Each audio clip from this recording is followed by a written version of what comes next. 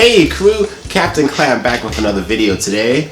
I'm going to be talking about my college experience. So, let's rewind 11 years ago. I graduated from high school and 2010, class of 2010, woo woo, woo woo. That means 30's around the corner. I'm an old man. Oh well, let's get into it. I don't have an intro yet. I should make an intro. Story time. The year is 2010.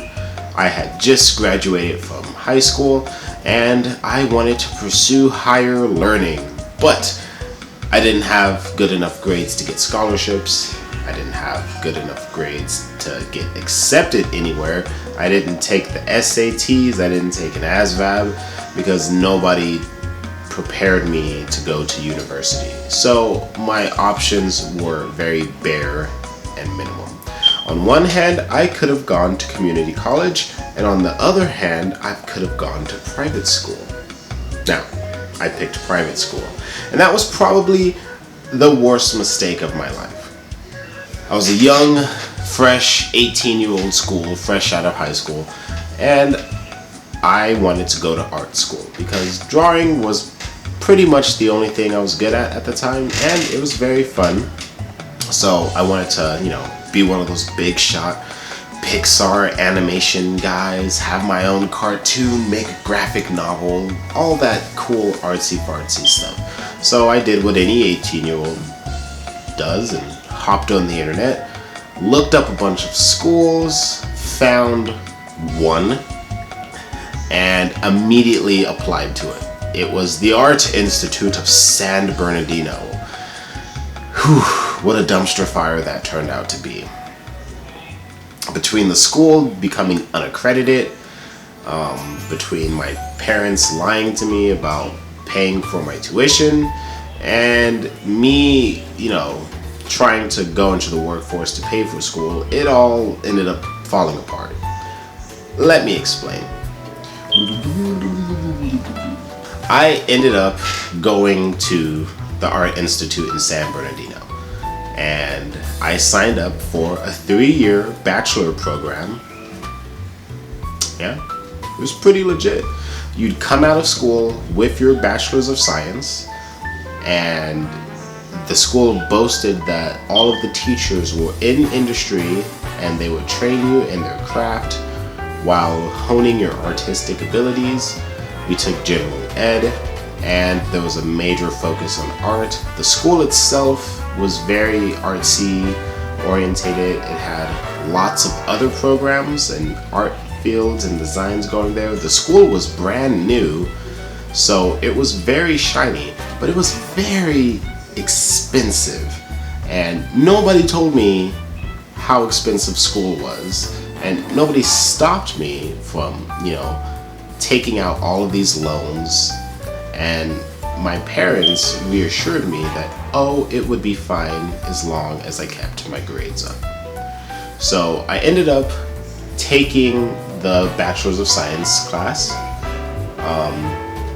It was $30,000 a year. So by the time you graduated, you were $90,000 deep in debt. But that's not all. You had to pay for your books out of pocket and your meals. There was no option to live on campus, so you didn't have to pay for that. But just between tuition and all the ancillary costs, the estimated price of my 3-year degree was about $120,000 for art school.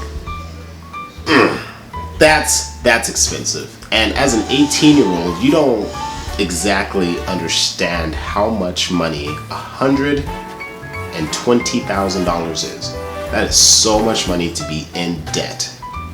And they say starving artist is not a thing. Well, I'll tell you. So I started going to the school, and my first semester was awesome. I've got a lot of learning done. I did my general eds. I passed all of my math classes, which is amazing because I'm bad at math. The school actually taught me things. I got good grades, and I did my general ed classes and art classes, and I had a lot of fun. Going into my second year there is where all the problems started. And they happened fast. I started getting letters from administration about missed payments and non-payment. When I tried to register for classes, I got denied because my account was not in good standing. And once I figured out that my schooling had not been paid for, I went and I talked to my parents. And that's when I found out my dad had not been paying for school. So he paid the upfront costs, and you're supposed to pay like a monthly bill or something like that. So he had not been paying that monthly bill. And the way the Art Institute billed their clients, they would start you off with one payment, and then your payment would basically balloon up as you continue to go to school. So I think he said the first payment for the school was like $120 a month or something like that. And by the time I got into my second year going to school, the payment had ballooned all the way up to like $500 a month. So that's crazy. And I also took out student loans, but the way the student loans worked for the school, you take out the loan and they take all of that money up front. So I don't know how it works in a traditional college system, but I really got screwed over in that aspect, because now I still have these loans today. I still owe all of this money, and I never finished my schooling credentials, my curriculum, or anything. And around 2011, like in the middle, I had officially dropped out of college. So I only went for a year and a half. And that probably was the funnest experience I've ever had in school. Everything was hands-on, everything was great. I just wish that the school was more transparent with me and my parents up front when I went to school. So now we get into what happened after I left the school. So I didn't officially drop out. I just stopped going to classes in 2011, about the middle of the semester, because they didn't allow me to go to class because my account wasn't paid in full. So I talked to my dad. He said he hadn't been making the payments. We were kind of struggling financially at the time with the family. So looking back in hindsight, I understand, but not really.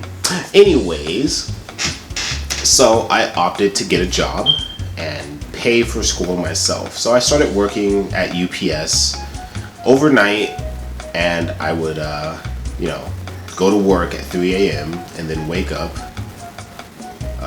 after work and go to RCC Community College to finish my general ed. Because I thought in my mind, while I'm working, I might as well finish my general ed to make going to the Art Institute cheaper. So I would go to work at 3 a.m., I'd get off work at 8 a.m., and then I would have general ed classes at community college at 9 a.m. And this absolutely killed me. Absolutely killed me. It got to the point where after my first class at community college, I just stopped going to community college and decided to focus on working full time. That way I could pay to go to the school I actually wanted to go to. So I started working full time. Oh, wait a minute. I actually got fired from UPS because I wasn't sleeping very well because, going to school and working that early in the morning, it was very hard for me to wake up on time. I'm 19. Responsibility hadn't crashed in on me yet. So I actually got fired from that first job. And after that, I found another job at Stater Brothers, and I started doing that full time. And I was out of school completely by 2012. So I had stopped taking any classes whatsoever in 2012, and I started to save my money at that point. That way I could continue to go to school. And I found out that I wasn't going to be able to pay for that school, working 40 hours a week at my job. It cost too much money. I didn't bring in enough money to go to school. Mind you, in 2012, I was only making $7.25 an hour for my job. And the tuition payment for school was upwards of $500 a month. So for me to live and pay for all my expenses and go to school, it was impossible. So entering 2012, about February, I just decided school is not for me. I continued to draw on my own, and I figured, lots of people who are in the art field, they don't go to school. You don't need a degree to, be hired on as an animator, concept designer, or film editor. You don't need a degree for that.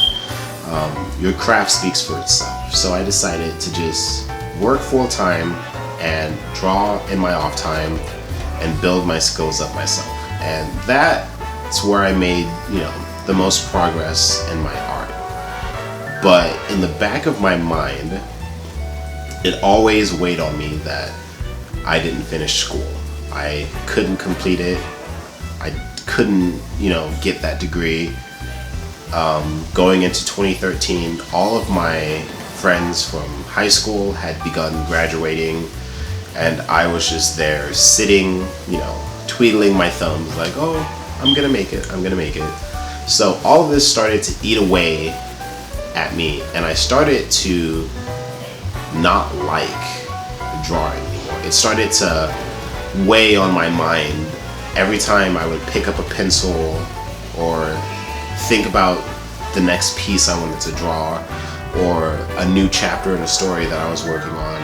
I always remembered, you went to school for this and you couldn't do it.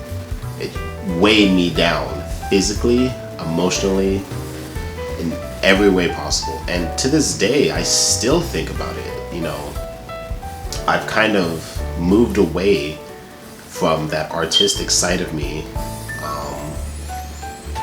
I don't think the last time I seriously, it's been about at least 7 years since I went back to draw. And slowly but surely, it started to eat away at me. And a pastime that I enjoyed so much was literally taken from me because of all the negative thoughts that I associate with art and school. And I've tried to separate them, but unfortunately it's contangled as one thing in my mind.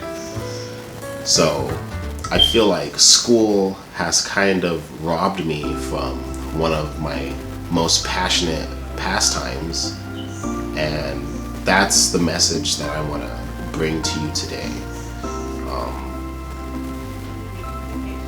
I don't know if I've truly gotten over it, but it's a work in progress for me. I love art and drawing and all things created. I still have a bunch of online artists that I look up to and follow daily. I still doodle every now and then on like a sticky note, but when I sit down and I seriously think about all of the stories, ideas, characters I made, it just makes me sad because that's what I wanted to do as, a bright-tailed, bushy-tailed 18-year-old coming into the real world. And nobody tells you that, school costs money, and, it is what it is.